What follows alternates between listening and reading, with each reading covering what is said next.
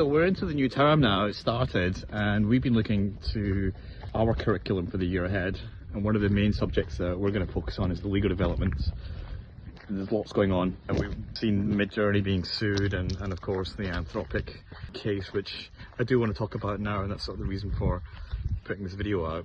Now look, it's a really big proposed settlement that Anthropic have made. It's 1.5 billion. It's the largest ever settlement on any kind of copyright dispute, so it's significant. It is a huge signal for IP holders. So what it signifies is a strong move for AI companies starting to obtain licensing agreements. So it's good news if you are a large IP holder and you think that your material has been used by AI tech companies. There's a couple of nuance points I just want to highlight. It's not legal precedent, so it's an out-of-court settlement.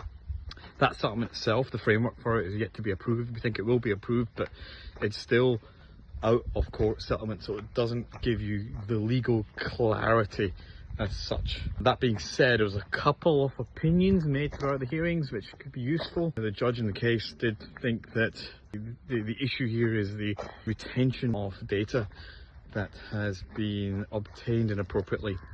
So it's not so much about primary or secondary infringement, it's not so much about passing off materials as your own, or it's more about keeping the material that has been obtained inappropriately or without consent. So like, what does this mean for folks in the UK? It is a US case. US law and copyright is different to the UK.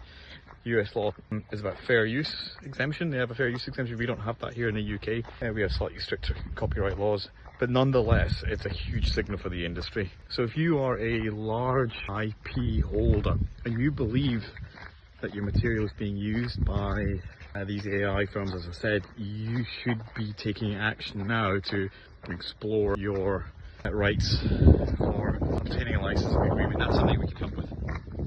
If you're an AI user, a creative user, and you want to experiment, use AI for new materials, and you're still wondering whether you can or should, there's going to be an extra cost for these AI companies. They are going to pay in advance, and or will be making large compensations. Either way, it's going to be an extra cost. That cost is going to either hit the user or it's going to come out of the investor hype.